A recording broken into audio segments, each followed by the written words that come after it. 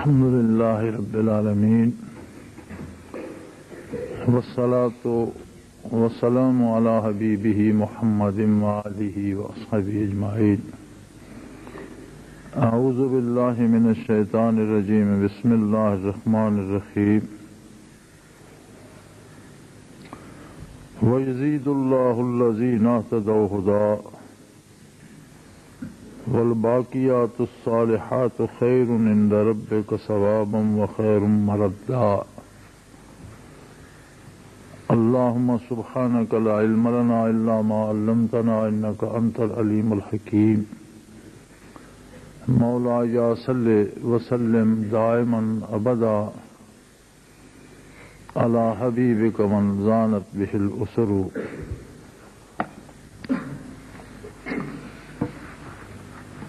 مرور زمانہ نے اور 1450 سال کی طویل مسافتوں نے بہت سی رسومات کو دین میں داخل کر دیا ہے۔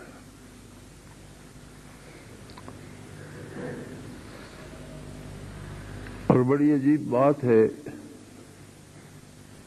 کہ ایسی چیزیں جن کا دین سے کوئی واسطہ نہیں، کوئی تعلق نہیں، جو قوموں کے میل سے یا عہد جہالت سے یا غیر مسلم اقوام سے بطور رسوم کے چلی آ رہی ہیں، انہی کو ہم دین کا حصہ بنا لیتے ہیں۔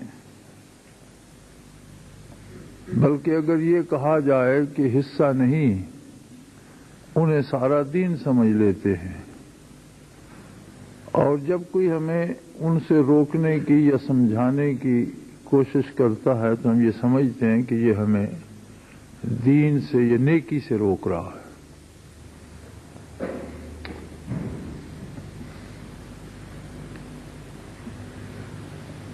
ان 14 صدیوں میں مسلمان مختلف فرقوں میں بٹ گئے، مختلف نظریات میں ڈھل گئے، مختلف کرداروں میں چلے گئے۔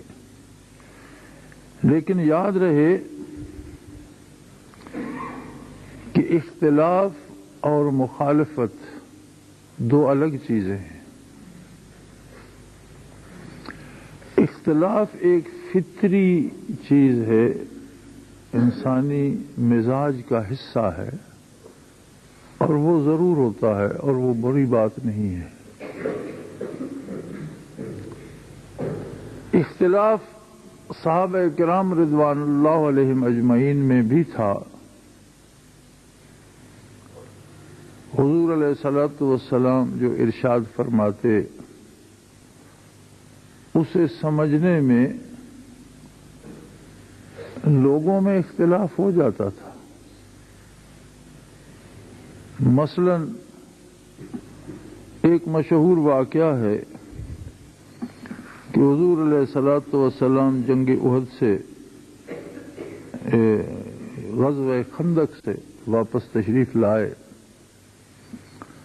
اور آپ صلی اللہ علیہ وآلہ وسلم نے زرہ نہیں کھولی، سر مبارک سے خود اتارا اور سر پر 3 چلو پانی کے ڈالے کہ جبرائیل امین حاضر ہو گئے اور فرمایا کہ آپ زرہ نہیں اتاریے، بلکہ اللہ کا حکم ہے کہ فوراً بنی قریظہ پہنچیے۔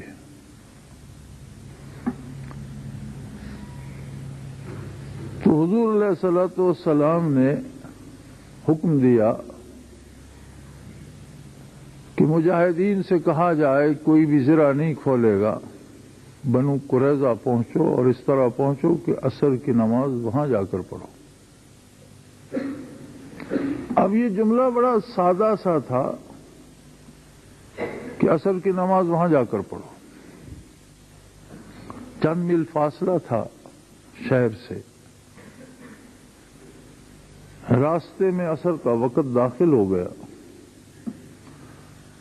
تو بعض صحابہ کی رائے یہ تھی کہ حضور علیہ الصلوۃ والسلام کا یہ فرمانا کہ عصر وہاں جا کر پڑھو سے مراد یہ ہے کہ وہاں جلدی سے جلدی پہنچو، نماز تو ادا کرنی ہے، وہاں پہنچ کر بھی کرنی ہے، یہاں بھی کرنی ہے، تو اسے مؤخر کرنے کا کیا فائدہ؟ بر وقت کیوں نہ پڑھی جائے، اول وقت میں کیوں نہ پڑھی جائے؟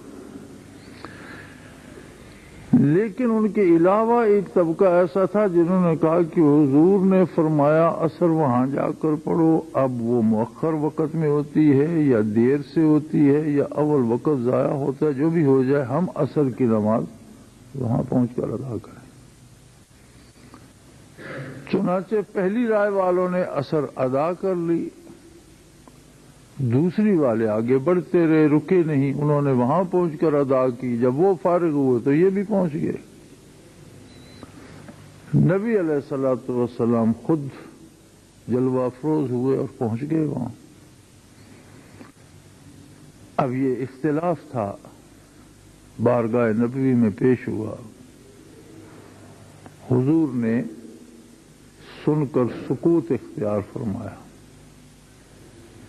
کسی کو درست نہیں فرمایا، کسی کو غلط نہیں فرمایا۔ آپ کے سکوت فرمانے سے مراد یہ ہے کہ دونوں آراء حضور نے قبول کر لی، اس لیے کہ انسانی فہم میں، شعور میں تفاوت ہے۔ دونوں جماعتیں مخلص تھیں، دونوں جماعتیں دل سے اطاعت گزار تھیں، رائے کا اختلاف اپنی اپنی سمجھ کی بنا پر ہوا کہ ایک طبقے نے یہ سمجھا کہ مراد یہ ہے کہ فوراً پہنچو، نماز کو مؤخر کرنا مراد نہیں ہے، تو نماز تو وہاں جا کر بھی ادا کرنی ہے، تو یہاں بر وقت کیوں نہ کر لی جائے۔ دوسروں نے کہا نہیں، جو الفاظ حضور نے فرمائے ان کے مطابق عمل ہوگا۔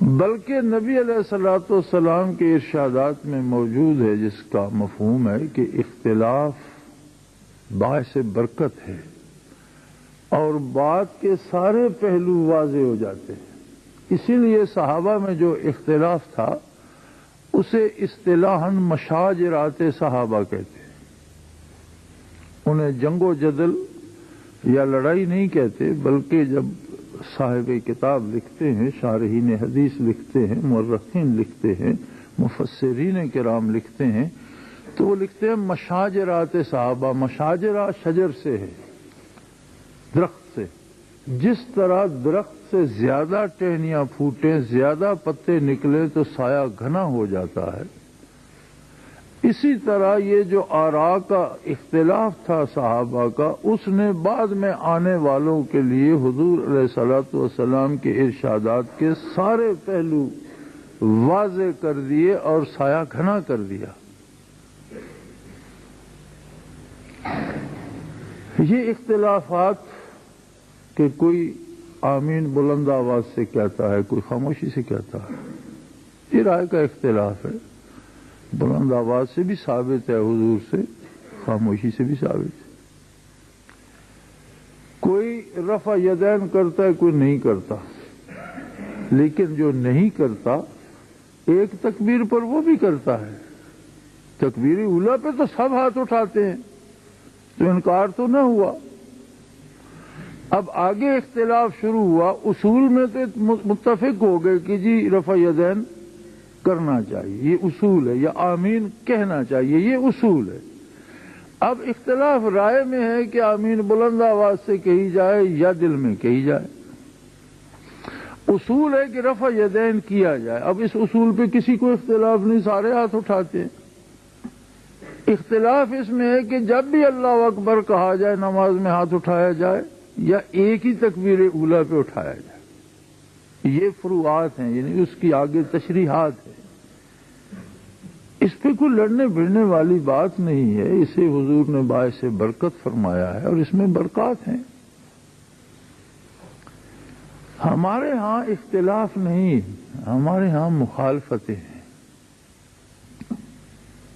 کوئی بھی کسی ایک رسم کے پیچھے جو لگ جاتا ہے آپ اسے روکے نہیں، صرف اس رسم میں شریک نہ ہوں تو وہاں سے مخالفت شروع ہو جاتی ہے۔ بعض اوقات تو بات لڑائی تک، ڈنڈے سوٹے سے گزر کر بندوق کی گولی تک پہنچتی ہے، لیکن کم از کم یہ ہوتا ہے کہ ایک دوسرے کو خارج از اسلام ضرور کیا جاتا ہے۔ یہ ہماری کم از کم مخالفت ہے کہ یہ مسلمان نہیں ہے۔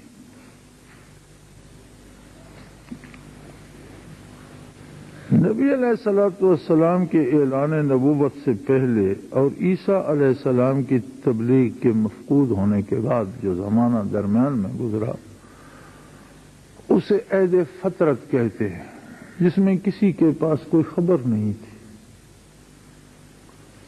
عہد فطرت میں اسلام کیا تھا کہ بندہ اللہ کا اقرار کر لے کہ کوئی ہے، اس کائنات کا خالق مالک اللہ ہے۔ اب وہ کیسا ہے، اس کی صفات کیا ہیں، یہ بتانا تو نبی کا کام تھا۔ اس کی عبادت کا کیا طریقہ، یہ بتانا تو نبی کا کام تھا، کتاب کا کام تھا۔ جب تک کتاب نازل نہیں ہوئی، جب تک نبی مبعوث نہیں ہوا، تو صرف یہ مان لینا نجات کے لیے اور مومن ہونے کے لیے کافی تھا۔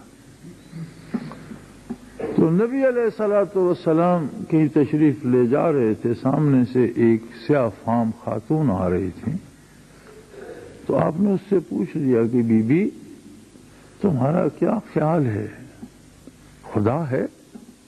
ہاں، اس نے کہا بالکل خدا ہے۔ آپ نے کہا پھر کہاں ہے خدا؟ اس نے کہا اوپر بادلوں میں۔ حضور علیہ الصلوۃ والسلام نے فرمایا ہے یا مومنہ، یہ مسلمان ہے، مومنہ ہے۔ اب اس کی مجھ سے ملاقات ہوئی ہے، اب یہ مجھ پر ایمان نہ لائے، اب یہ میری بات قبول نہ کرے تو وہ کفر ہوگا، لیکن جب تک میری دعوت اس تک نہیں پہنچی یہ اتنے ہی کی مکلف تھی کہ خدا ہے۔ ہمارے علماء فقہ نے، خصوصاً امام ابو حنیفہ رحمۃ اللہ تعالی علیہ نے فرمایا کہ اگر کوئی بات ایسی کرتا ہے آدمی کہ اس میں سے کفر کا اندیشہ ہے، اور اگر اس بات کے 100 معنی کیے جائیں، 99 کفر پر دلالت کرتے ہوں اور ایک اس میں ایسا معنی بھی ہو جو کفر پر دلالت نہ کرتا ہو، تو اس آدمی کو کافر نہ کہا جائے۔ اتنی اجرت نہ کی جائے کہ اس کے زبان سے نکلا اور اس پر فتویٰ ٹھونس دیا، اس کا تجزیہ کیا جائے، اس کے شعور کو، اس کے علم کو پرکھا جائے، اس کی حیثیت اور اس موقع کو دیکھا جائے، شاید کس دباؤ میں، کس پریشر میں، کس پریشانی میں کون سا کلمہ اس کے منہ سے نکل گیا۔ ورنہ یوں تو بے شمار جملے زبان زد خاص و عام ہیں جو بالکل صریحاً کفر ہیں۔ مثلا کبھی برزخ کی مرنے والوں کی بات ہوتی ہے تو ہم نے کہتے ہیں کس نے دیکھا ہے، جی جب جائیں گے پتہ چلے گا۔ اگر اس کو اس کے معنی میں لیا جائے تو بندہ کافر ہو جاتا ہے۔ اس کا مطلب ہے کہ جو قرآن نے بتایا، جو حضور نے بتایا، اس پر آپ کو یقین نہیں ہے، آپ اس انتظار میں ہیں کہ میں جاؤں گا تو دیکھوں گا۔ تو اس کا ایک معنی تو یہ بھی ہوا کہ آپ کو اللہ پر، اللہ کے حبیب صلی اللہ علیہ وسلم پر اور آپ کی دی ہوئی خبروں پر اعتبار نہیں، تو یہی تو کفر ہے۔ لیکن کیا آپ یہ سمجھتے ہیں کہ ایسا کہنے والا دل سے کافر ہے، وہ حضور کو نہیں مانتا یا قرآن کو نہیں، یہ اس کی جہالت ہے، اسے اظہار کا طریقہ نہیں آتا، یہ اس کی نادانی ہے۔ ورنہ اس کے دل میں بھی محبت ہے محمد الرسول اللہ کی، اس کے دل میں بھی احترام ہے قرآن حکیم کا، وہ بھی اللہ کو مانتا ہے، آخرت کو مانتا ہے۔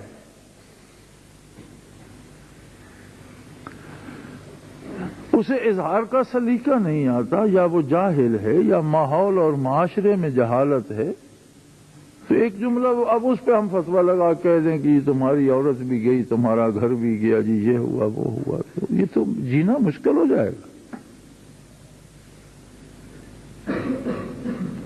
اسی طرح کے بے شمار جملے جو آپس میں ہم روز استعمال کرتے ہیں، اگر ان کا تجزیہ اس انداز سے کیا جائے تو مسلمان تو شاید پھر کوئی بچے گا نہیں۔ اس لیے کوئی معیار ہونا چاہیے۔ ایک معیار تو یہ ہے کہ باپ دادا سے یہ رسم چلی آ رہی ہے، یہ تو کوئی معیار نہیں، قرآن نے اس کی تردید کی ہے کہ باپ دادا اگر جاہل تھے، انہوں نے کوئی جہالت کی رسم ایجاد کر دی، تو یہ کون سی دلیل ہے؟ جی سنت سے ثابت ہے، اب سنت میں اختلاف ہے، آدھے کہتے ہیں یہ سنت سے ثابت ہے، آدھے کہتے ہیں نہیں ہے۔ جی قرآن سے ثابت ہے، اب قرآن کا ترجمہ کرتے وقت لوگ، اللہ ہم سب کو معاف کرے، ہم اپنے اپنے مزاج کے مطابق کرتے چلے جاتے ہیں، اور ضرور یقیناً اس میں کوتاہیاں خامیاں ضرور ہوتی ہوں گی، تو پھر کوئی ایسا معیار تو ہونا چاہیے بار الہ کہ بندے کو نیکی کے نیکی ہونے پر یقین تو ہو سکے۔ سورہ مریم کی اس آیہ کریمہ میں جسے تلاوت کرنے کا شرف میں نے حاصل کیا، اللہ نے وہ معیار بتایا ہے کہ یار تم فتووں کو چھوڑ دو، لوگوں سے پوچھنے کو چھوڑ دو، اپنی ذات کو تو دیکھو۔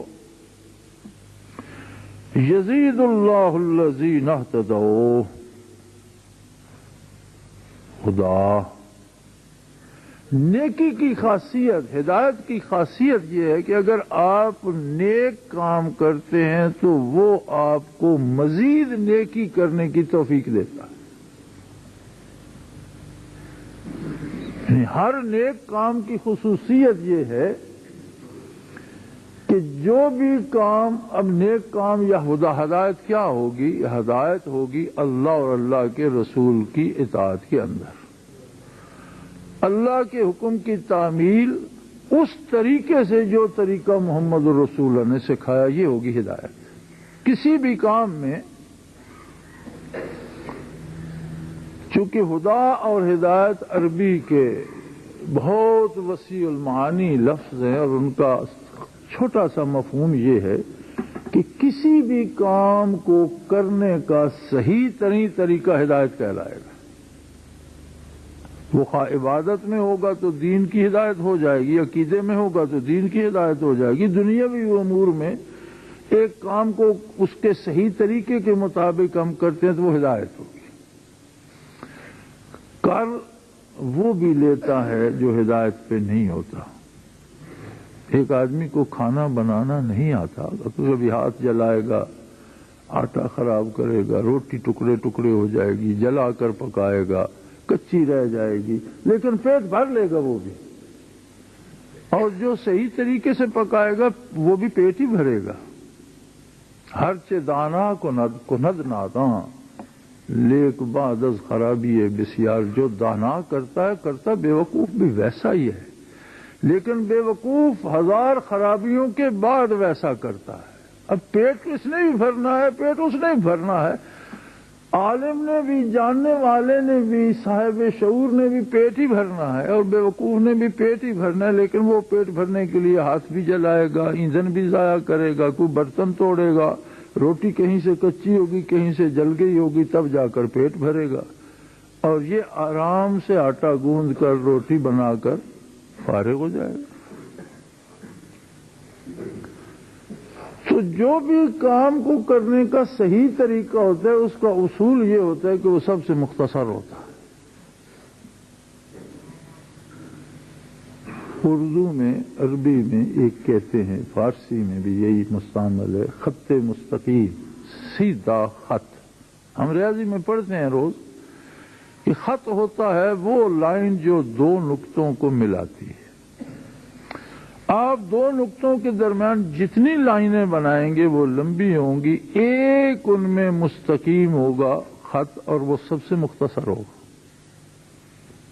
یعنی جو خط مستقیم ہوگا وہ سب سے مختصر ہوگا، اس کے علاوہ جتنی لکیریں لگائیں گے وہ ٹیڑھی میڑھی بھی ہوں گی، کوئی قوس بن جائے گی، کسی میں موڑ آ جائیں گے، اور وہ ساری یقیناً اس سے لمبی ہوں گی۔ اس لیے کہ کسی بھی کام کو کرنے کا صحیح طریقہ آسان ہوتا ہے، وہ مختصر ہوتا ہے، خط مستقیم کی طرح۔ یہی بات حضور علیہ الصلوۃ والسلام نے اسی ریاضی کے اصول کے تحت سمجھائی۔ آپ نے ایک لکیر لگائی زمین پر اور اس کے ساتھ اور کئی لکیریں لگائیں۔ فرمایا دیکھو یہ ایک لکیر ان دو نقطوں کے درمیان سیدھی ہے جو سیدھی اس نقطے پہ جا رہی ہے، باقی مختلف اطراف میں جا رہی ہیں۔ دین یہ ایک لکیر ہے، اب اس سے دائیں کوئی نکل جاتا ہے تو دین سے باہر جا رہا ہے، بائیں نکل جاتا ہے تو دین سے باہر جا رہا ہے۔ یہاں تک کہ نبی علیہ الصلوۃ والسلام نے عیدین کے موقع پر عید کے روز اشراق ادا نہیں فرمائے بلکہ نماز عید کو اشراق کا قائم مقام قرار دیا۔ حضرت علی کرم اللہ وجہ الکریم عیدگاہ میں عید کے پڑھنے کے لیے تشریف لے گئے تو آپ نے دیکھا ایک آدمی نماز پڑھ رہا ہے۔ جب وہ فارغ ہوا تو آپ نے پوچھا کہ کیا پڑھ رہے تھے؟ اس نے کہا حضور میں نے اشراق کے نوافل پڑھے ہیں۔ آپ نے فرمایا تمہارے جہنم جانے کے لیے تمہاری یہ عبادت ہی کافی ہے۔ تو پریشان ہو گیا، میں نوافل ادا کر رہا ہوں، آپ مجھے جہنم کی؟ فرمایا جب حضور نے اس موقع پر نہیں پڑھے تو تم کون ہوتے ہو ایک نئی رسم ایجاد کرنے والے؟ یہ تمہارا منصب نہیں ہے کہ بتاؤ اس وقت نہ، یہ اس کا منصب ہے جسے اللہ نے اپنا رسول بنایا۔ اسی طرح اب جمعے کی 2 رکعت ہم کہتے ہیں ہمارے پاس فرصت ہے، ہم 3 پڑھیں گے، 4 پڑھ لیں گے، تو 4 پڑھنے سے کیا نماز ہو جائے گی؟ بھائی سورہ فاتحہ ہی پڑھی، تسبیح و تحمید ہی کی، رکوع ہمیں اختیار نہیں ہے نہ اس پر اضافے کا، نہ ایک پڑھیں گے تو ہوگی، نہ اس میں کمی کا۔ دین وہی ہے، سادہ سیدھی سی بات جو نبی علیہ السلام نے بتا دی، عبادت وہی ہے جو حضور نے سکھا دی۔ لیکن ہماری مصیبت یہ ہے کہ اس عہد میں ہر رسم کے ساتھ بڑی دیدہ دلیری سے کبھی قرآن کی آیت لکھ دی جاتی ہے جو جس کا اس سے کوئی تعلق ہی نہیں ہوتا، اور کبھی اسے حدیث سے ثابت کیا جاتا ہے جس کا اس سے کوئی تعلق ہی نہیں ہوتا، اور اتنا دکھ ہوتا ہے، حقیقت ہے کہ دل لرز جاتا ہے کہ یہ لوگ کیوں ایسا کرتے ہیں کہ اپنی بات کو منانے کے لیے۔ اب میرے ایک عزیز ہیں، ایک سادہ سا نکاح طلاق کا مسئلہ تھا، غیر مسلم عدالت میں اس میاں نے لکھ دیا میں تمہیں طلاق دیتا ہوں، بیوی نے قبول کر لی، دستخط کر، مجھ سے مسئلہ پوچھا، میں مفتی نہیں ہوں۔ مفتی ہونا ایک اعزاز ہے، لیکن میں دین تو اللہ نے مجھے دین کی سمجھ تو دی ہے، میں نے افتاء پڑھا نہیں ہے، افتاء کا امتحان نہیں دیا، میرے پاس افتاء کی سند نہیں ہے، میں کبھی فتویٰ دیتا بھی نہیں ہوں، لیکن مسئلہ تو بیان کیا جا سکتا ہے۔ تو میں نے اسے بتایا کہ جب تم نے اپنے قلم سے دستخط کر دیے طلاق واقع ہو گئی، ویری سمپل۔ اگر تم عدالت کافر کی تھی، کافر کی عدالت نہ ہوتی، تم گھر میں بیٹھ کے صرف 2 گواہ ہوتے اور تم لکھ لیتے، بات ختم ہو جاتی۔ صرف گواہوں کی ضرورت تھی، تو بھری عدالت میں تو گواہوں کا بھی شمار کوئی نہیں۔ ہاں اگر کافر عدالت اپنی طرف سے فیصلہ دیتی کہ تمہارا نکاح فسخ ہوگا اور تم اس پہ دستخط نہ کرتے تو صورت مختلف تھی، اسے خلا دینے کا اختیار نہیں تھا۔ لیکن چونکہ اب جب طلاق دے چکتے ہیں تو پھر بیویوں سے پیار جاگ اٹھتا ہے، مسائل جاگ اٹھتے ہیں، ضرورتیں جاگ اٹھتی ہیں، گھر اجڑتا ہے، یہ ہوتا ہے، یہ جو پہلے جو باتیں سوچنی چاہیے تھیں ساری پھر سامنے آ جاتی ہیں۔ اب وہ اس پلی پہ گزارا کیے جا رہے ہیں کہ نہیں جی حضرت نے حضرت سخت مزاج آدمی، حضرت تو مفتی تو نہیں ہے، اب فتویٰ تو مجھ پر آ گیا، مفتی بھی نہیں ہوں اور مزاج بھی سخت ہے، اس میں میرے مزاج کی سختی نرمی کیا کرے گی؟ تو ہمارا رویہ یہ ہو گیا ہے کہ ہم اپنی خواہشات کے لیے دین میں موڑ ڈالتے رہتے ہیں، کہیں قرآن کا حوالہ دے کر، کہیں کسی بزرگ کے اور آج کل تو ایک وتیرہ اور عام ہو گیا ہے کہ نام نہیں لیتے، کہتے ہیں بزرگوں نے یہ کہا ہے۔ بھئی کون بزرگ تھے، کب انہوں نے کہا؟ جن کا آپ نام نہیں بتاتے، مقام نہیں بتاتے، پتہ نہیں انہوں نے کہا یا آپ الزام لگا رہے ہیں۔ لیکن بے شمار تحریروں میں نے پڑھا، بے شمار تقریروں میں بزرگوں نے یہ کہا ہے۔ بھئی یہ کون سی دلیل ہے؟ کون ایسا بزرگ ہے جو نبی علیہ السلام کے ارشادات کے خلاف یا باہر جا کر کوئی بات کہتا ہے؟ بزرگی غلامی میں ہے، غلامی سے باہر نہیں ہے۔ نبی علیہ الصلوۃ والسلام کی غلامی میں بزرگی ہے۔ مدینہ کے گدا دیکھے ہیں دنیا کے امام اکثر، مدینہ کے گدا دیکھے ہیں دنیا کے امام اکثر، بدل دیتے ہیں تقدیر محمد کے غلام اکثر۔ تو ساری عزت، ساری بزرگی غلامی میں ہے، مخالفت میں نہیں۔ تو ان سب الجھنوں کا حل قرآن اللہ کی کتاب ہے، اور جب سے نازل ہوا قیامت تک اسے رہنا ہے، اس میں ہر مسئلے کا حل موجود ہے۔ یہ ہمارے نصیب یا ہماری قسمت کی ہم وہ تلاش کرتے ہیں۔ اب کتنی خوبصورت بات قرآن نے بتائی کہ جسے تم نیکی سمجھ کر کرتے ہو، اس سے تمہارے مزاج میں صلاحیت اور نیک پن آ جانا چاہیے، تو مزید نیکیاں کرنے لگ جاؤ۔ اگر میں کسی رسم کو تم نے نیکی سمجھ رکھا ہے تو اس رسم پہ پیسے بھی خرچ کرو گے، دھوم دھام مچاؤ گے، اور بات ختم ہو جائے گی، اور تم جیسے ہو ویسے ہی رہ جاؤ گے، یا پہلے سے بھی عملاً برائی میں ملوث ہو جاؤ گے یا نیکی سے دور ہو جاؤ گے۔ لیکن اگر واقعی تم نے نیکی کی ہے، واقعی وہ کام نبی علیہ السلام کا بتایا ہوا ہے، واقعی وہ کام قرآن کا حکم اور سنت کے مطابق ہے، تو فرمایا وَيَزِيدُ اللَّهُ الَّذِينَ اهْتَدَوْا هُدًى۔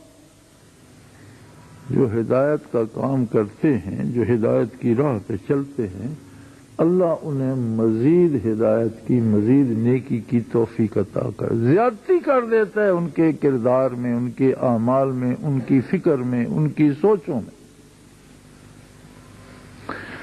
لہذا میں سوچنا یہ چاہیے کہ میرے کس کام کی وجہ سے میرا مزاج نیک ہو رہا ہے۔ کیا مجھے کوئی ایسا کام میں نے کیا ہے کہ مجھے گناہ کڑوے لگنے لگ گئے ہیں؟ تو یقیناً وہ کام نیکی ہے۔ کوئی ایسا کام میں نے کیا ہے کہ مجھے مزید بھلائی کرنے کا خیال آتا ہے، تو وہ کام ہدایت ہے، نیکی ہے، وہ دین ہے۔ اگر کسی کام میں یہ تاثیر نہیں تو وہ رسم ہے، رواج ہے، دین نہیں۔ لوگ کہتے ہیں مولویوں میں اختلاف ہے، یار ایک سے مسئلہ پوچھو وہ مختلف بتاتا ہے، دوسرے سے پوچھو مختلف بتاتا ہے، ایک کوئی اور کہتا ہے، دوسرا اور کہتا ہے۔ یہ فتویٰ تو رب نے دے دیا بھائی، اور بندے کے اپنے اندر ہے، اس میں مولوی کی تو ضرورت ہی باقی نہ رہی۔ آپ کے پاس 3 مولویوں نے کہا جی کہ اس طرح سے نماز ادا کرنی چاہیے، دوسرا اس سے مختلف بتاتا ہے، تیسرا اس سے مختلف۔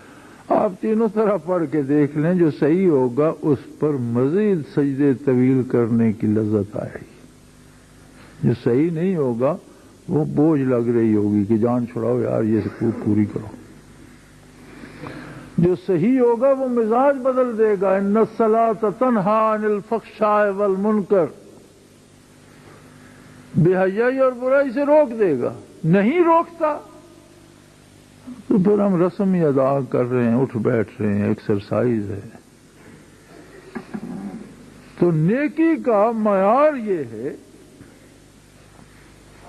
فرمایا یہ نہیں فرمایا کہ بڑے مجھے دوستوں کے خط آتے ہیں، نماز بھی باقاعدہ پڑھتا ہوں، صحت ٹھیک نہیں ہوتی، بھائی نماز کوئی کنین ہے؟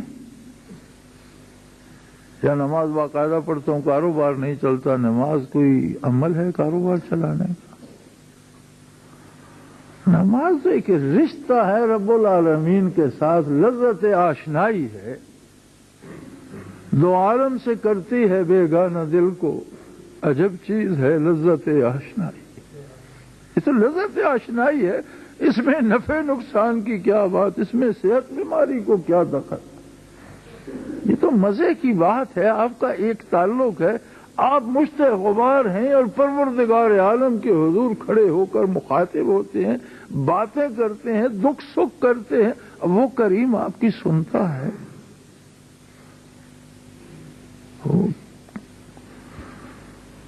بیک لفظ تمام گفتن تمنائے جہانے را، بیک لفظ تمام گفتن تمنائے جہانے را، من ذوق حضوری طول زادم داستان. وہ جو لذت حضوری ہوتی ہے، کہتے ہیں ہاں یا نہ میں ایک لفظ میں دنیا کی ساری باتیں ختم ہو جاتی. کوئی بات آپ سے دنیا کی کوئی بات پوچھے، آپ ہاں کہہ دیں یا نہ کہہ دیں، بات ختم ہو جاتی. لیکن فرمایا میں نے بات اتنی لمبی اس لیے کی کہ وہ لذت حضوری جو ہے بات کرنے میں، آپ کے سامنے کھڑا ہونے میں، جمال یار کو دیکھنے میں، سوچنے میں، محسوس کرنے میں، کس کے حضور ہوں میں، ہوں شے کیا میں کس کے حضور. یہ جو لذت حضوری ہے اس نے مجھے مجبور کر دیا کہ میں بات لمبی کروں. یہ وہ لذت ہے کہ بعض اکابر صحابہ، حضرت عثمان رضی اللہ عنہ بالخصوص، وطر کی ایک رکعت میں 30 پارے پڑھ لیتے تھے اور فجر ہو جاتی تھی، رات گزر جاتی تھی. بعض اوقات رکوع سے پہلے آپ نے 30 پارے بھی پڑھے ہیں. اتنا لمبا کھڑا ہونے کی کیا ضرورت ہے؟ اسے ہوش کب ہے کہ میں کھڑا ہوں؟ تھک نہیں جاتے؟ انہیں ہوش ہی نہیں کہ بدن کہاں ہے اور تھک کون جاتا ہے. وہ تو کسی ایسے نظارے میں کھو گئے ہیں کہ فارغ ہوں گے تو پتہ لگے گا. نبی علیہ الصلوۃ والسلام رات کو عبادت کے لیے اٹھتے، تہجد کے لیے اٹھتے. محبوب کبریا حضرت عائشہ رضی اللہ تعالی عنہا ام المؤمنین فداہ نفسی، آپ فرماتی ہیں کاشانہ نبوی پہ ازواج مطہرات کے پاس کہیں چٹائی اور کمبل تھا، کسی خانے اطہر میں 2 کمبل تھے، کسی خانے اقدس میں صرف 1 کمبل تھا، آدھا نیچے بچھا لیا، آدھا اوپر کا. اور جس گھر میں حضور جلوہ افروز ہوتے، ام المومنین اور نبی علیہ السلام دونوں کے لیے وہی بستر ہوتا تھا. چھوٹے چھوٹے حجرات مبارکہ بھی تھے. تو آپ فرماتی ہیں میں لیٹ جاتی، پھر حضور اٹھتے تو مجھے کہتے اے ابو بکر کی بیٹی، میں کچھ وقت عبادت نہ کر لوں؟ آپ انداز دیکھیے، اللہ کا رسول ہے، جو فرما دے وہ دین ہے. حقوق زوجیت کا اتنا خیال ہے کہ عبادت کے لیے اجازت لے رہے ہیں. تو میں اس کہتی رسول اللہ بے شک. تو آپ کھڑے ہو جاتے عبادت کے لیے، اور فرماتی ہیں جگہ اتنی ہوتی تھی کہ جب حضور کھڑے ہو جاتے تو میں ٹانگیں بچھا لیتی، جب حضور کو سجدے پر جانا ہوتا تو میں ٹانگیں سمیٹ لیتی اور آپ رکوع اور سجود فرما لیتے. تو ساتھ پھر مجھے بھی جاگنا پڑتا، انتظار کرنا پڑتا. تو حضور کھڑے ہو جاتے تو میں سوچتی کہ اب تو اتنا وقت ہو گیا ہے کہ شاید آج حضور ساری رات رکوع نہ کر. اور سینے اطہر سے اس طرح آواز آتی جیسے ہنڈیا کھولتی ہے، اور چشمہ مبارک برسنے لگتی تو ریش مبارک ساری تر ہو کر پھر ریش اقدس سے سینے اطہر پہ قطرے ٹپکتے. پھر آپ رکوع میں جاتے اور پھر میں سمجھتی کہ باقی رات آپ رکوع میں گزار دیں گے. پھر آپ سجدے میں جاتے تو یہ خیال ہوتا کہ اب سجدے سے اٹھنا نہیں گوارا. تو یوں جب فجر ہوتی تو قدوم ہائے اقدس متورم ہو چکے ہوتے، سوج چکے ہوتے. تو فرماتی ہیں ایک دن میں نے عرض کی یا رسول اللہ دنیا بھر کو آپ کی شفاعت کی امید ہے، اگلے پچھلے جو امتیں پہلے گزر گئیں جو آپ کی امت ہے یہ سارے اس بات پہ امید لگائے بیٹھے ہیں کہ آپ ان کی شفاعت فرمائیں گے اور وہ بخشے جائیں گے، تو آپ اتنا اپنے آپ پر اتنا بوجھ کیوں لیتے ہیں؟ فرماتی ہیں حضور مسکرائے اور فرمایا افلا اکون عبدا شکورا، کیا اس اعزاز کا میں شکر نہ ادا کرتا رہوں؟ اللہ نے اگر مجھے یہ اعزاز بخشا ہے تو میں اس کا شکر گزار بندہ نہ بنوں؟ یہ ضرورت کی بات نہیں تھی، یہ بات اس لذت ملاقات کی تھی۔ من ذوق حضوری طول دادم داستان را، جب بات اللہ سے چھڑ گئی جمال الہی سامنے ہے، رسول رب کھڑا ہے، اب وہ جمال کو بھی آنکھوں میں سینے میں اتار رہا ہے، باتیں بھی کیے جا رہا ہے، تجلیات بھی برس، وہ ایک جو عجب چیز ہے لذت آشنائی دو عالم سے کرتی ہے بھائی میرے، اگر ہمیں اللہ نے نماز کی توفیق دی ہے تو کیا یہ احسان کم ہے کہ اس نے ہمیں اپنے ساتھ بات کرنے کی اجازت بخشی ہے؟ اب اس میں ہماری دکانداری کو کیا تعلق اور اس میں ہماری بیماری کو کیا تعلق؟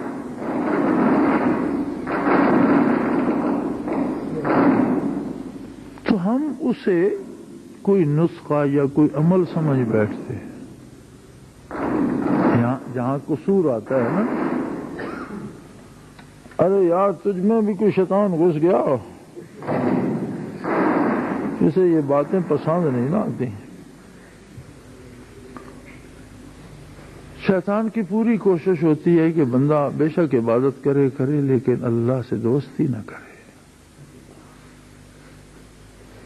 اسے اپنا نہ بنائے، خود اس کا نہ ہو جائے۔ پھر اسے بھی پتہ ہے کہ یہ رکوع و سجود اٹھک بیٹھک کرتا رہے۔ یہی وتیرہ جو آج کل اقوام مغرب کا ہمارے ساتھ ہے کہ نام تو اپنا دین محمد ہی رکھو لیکن زندگی اس طرح گزارو جس طرح ہم کہتے ہیں۔ ہمیں تمہاری مسلمانی پہ کوئی اعتراض نہیں، کہو ہم مسلمان ہیں، نام غلام محمد، دین محمد، نور محمد رکھو، کوئی اعتراض نہیں، لیکن ہمارے ساتھ مل کر شرابیں پیو، خنزیر کھاؤ، ورنہ ہو کر ناچو گاؤ۔ پھر انہیں پتہ ہے کہ یہ نور محمد، دین محمد، غلام محمد ان کے کام نہیں آئے گا، نام کا مسلمان ہونا ان کے کام نہیں آئے گا۔ یہی فلسفہ شیطان کا بھی ہے، وہ اس بات سے نہیں روکتا کہ نام ایسا نہ رکھو، کردار پہ آتا ہے، اور کردار میں سے سب سے زیادہ زور اس بات پہ لگاتا ہے کہ کوئی بندہ اللہ سے دوستی نہ کر پائے، کیونکہ اس پہ اس کا بس نہیں چلتا۔ وہ کریم نے ازل سے کہہ دیا ہے، جب یہ مکالمہ ہوا تھا نا کہ تو نے سجدہ کیوں نہیں کیا، بھائی کہا انا خیر منہ خلقتنی من نار وخلقتہ من طین، میں اس سے بہت بہتر ہوں، مجھے تو نے پیدا کیا آگ سے، آگ تو بڑی اعلیٰ شے، صاف شفاف، اور یہ کیچڑ مٹی سے بنا۔ رد ہو گیا، راندہ بارگاہ ہو گیا، تو کہنے لگا کہ اللہ جس کے لیے تو نے مجھے مردود قرار دیا ہے یہ میری پوجا کریں گے، تیری عبادت نہیں کریں گے۔ اللہ بڑا اس نے کہا میرا جہنم بڑا وسیع ہے، تجھے اور تیرے چاہنے والوں سب کی جگہ اس میں موجود ہے، ہاں لیکن ایک بات تو بھی کان کھول کے سن لے، ان عبادی لیس لک علیہم من سلطان، جو بندہ میرا ہو جائے گا تو بھی اس کا کچھ نہیں بگاڑ سکے۔ یہ جو کسی کا ہو جانا، رب کا ہو جانا، رب کو اپنا جان لینا، مان لینا، اس بات پہ وہ سارا زور لگاتا ہے کہ یہ بندہ میری مار سے نکل جائے گا۔ تو اس لذت آشنائی پہ اسے کافی تکلیف ہوتی ہے، لیکن یار ایک بات تو ہے، جس سے سنو کہتا ہے شیطان پریشان کرتا ہے، کوئی تو ایسا بھی ہو جو شیطان کو پریشان کرتا۔ مسلمانی تو یہ ہے کہ ہمارے نام سے شیطان پریشان ہوا کرے، لیکن ہم ہیں کہ ہر ایک کی شکایت ہے شیطان مجھے پریشان. بھائی شیطان تو راندے درگاہ ہے اور تیرے ساتھ اللہ ہے, اللہ کا حبیب ہے. پھر تجھے کیسے پر؟ اس لیے کہ شاید تو اپنی حمایت سے نکل گیا ہے, دور ہو گیا ہے. واپس آ, اللہ کے حضور میں آ, بارگاہ عالی میں آ. تو کہاں وہاں شیطان کا گرو تیرا کیا بگاڑ سکے گا؟ وہ خود اپنا سر پیٹے گا, پریشان ہو. تو حضرات دین یہ ہے, نیکی یہ ہے, ہدایت یہ ہے کہ جب ہم اس پہ عمل کریں تو نیکی کرنے کا مزاج بنتا چلا جائے اور ہم مزید نیک ہوتے چلے جائیں. اور کسی کام کے کرنے سے مزاج نہیں بدلتا تو وہ نیکی نہیں ہے, وہ رسم ہے, رواج ہے, اس میں روح نہیں ہے یا وہ سرے سے دین ہے ہی نہیں. اللہ کریم فرماتا ہے یہ دنیا والباقیات الصالحات خیر عند ربک, تمہارے پروردگار کے نزدیک یہ بات سب سے بہتر ہے کہ تمہاری نیکیاں باقی رہیں. اور یہ مت سوچو کہ یہ بندہ امیر ہوگا تو بہت نیکیاں کا, ایسا بڑی عجیب بات ہے کہ میں جس حیثیت میں ہوں, اگر میں 1 لاکھ بھی اس کی راہ میں دے دوں تو مجھے وہ فرق نہیں پڑتا جس کے پاس 2 روپے ہیں. تو جب وہ 1 روپیہ دے, اس نے گویا آدھی دولت دے دی, تو میں نے کیا دیا؟ غریبی امیری اس کے ہاں فرق نہیں ڈالتی. ایک آدمی کے پاس 3 لقمے وہ ایک اللہ کی راہ میں دے دیتے تو کروڑ پتی 1 کروڑ دیتے, اس کروڑ سے اسے وہ لقمہ زیادہ عزیز ہے جو کسی بے بس نے, فقیر نے, محتاج نے اپنا کاٹ کے دے دیا. غریبی امیری سے اس کے تعلق میں فرق نہیں آتا, چونکہ اس کے لیے غریب امیر فقیر سارے بندے ہیں, اور غریبی امیری فقیری وہ خود بانٹتا ہے. اسے پتا ہے اسے میں نے یہاں رکھا, اسے وہاں رکھا. ہمارے لیے فرق ہے, ہم کہتے ہیں یہ بڑا امیر آدمی ہے, اس سے دوستی ہونی چاہیے, یہ تو بھوکا آئے گا تو کچھ مانگے گا, اسے سلام نہ دو. یہ فرق ہمیں پڑتا ہے, اس سے نہیں. فقیر بھی اس کے اپنے, امیر بھی اس کے اپنے, حکمران بھی اس کے اپنے, اور رعیتیں بھی اس کی اپنی, ہر چیز اس کی اپنی ہے, اور اس کا اپنا ایک ٹائم ٹیبل ہے, اور اس پہ عمل ہوتا رہتا ہے. ایک آدمی کو پکڑ کر بادشاہ بنا دیتا ہے اور پھر اسے ایک عام آدمی سے سولی پہ لٹکوا دیتا ہے. تو شاہوں کو گدا کر دے, گدا کو بادشاہ کر دے. اشارہ تیرا کافی ہے گھٹانے اور بڑھانے. فرمایا ان چیزوں سے میری محبت کو نہ تولو. محبت تو ایک لازوال رشتہ ہے. غریب ہوگا تو بھی رہے گی, فقیر ہوگا تو بھی رہے گی, امیر ہو جائے گا تو بھی رہے گی. اور جب تم آؤ گے میرے پاس تو تمہارے ساتھ میری محبت ہوگی, تمہارے دائیں بائیں میری محبتیں ہوں گی, میری چاہتیں ہوں گی. فرمایا مجھے یہ بات پسند ہے, مجھے یہ بات اچھی لگتی ہے کہ جب تم میرے پاس آؤ, تم دنیا میں فقیر تھے لیکن دنیا میں تو دنیا کا سکہ چلتا تھا.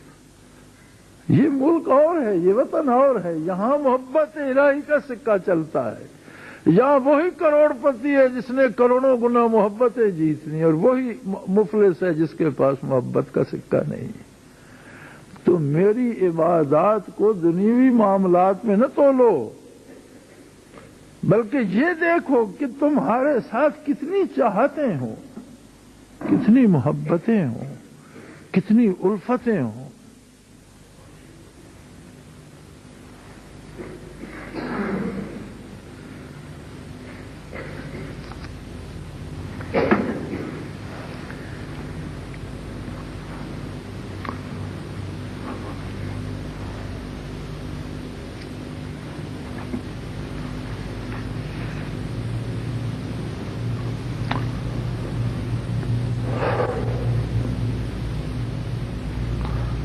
دفنانا دیکھ بھال کر حسرت زدہ کی لاش کو, دفنانا دیکھ بھال کر حسرت زدہ کی لاش کو, لپٹی ہوئی کفن میں کوئی آرزو نہ ہو۔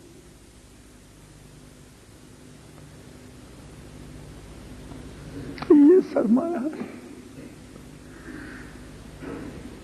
کہ اس کفن کی چادر میں بھی طلب ہو، چاہت ہو، محبت کی خوشبو ہو۔ دولت ملی تو رہ جائے گی، جائیداد ملی تو رہ جائے گی، حکومت ملی تو رہ جائے گی۔ فرمایا میری محبتوں کو ان کچے باٹوں سے نہ تولا کرو۔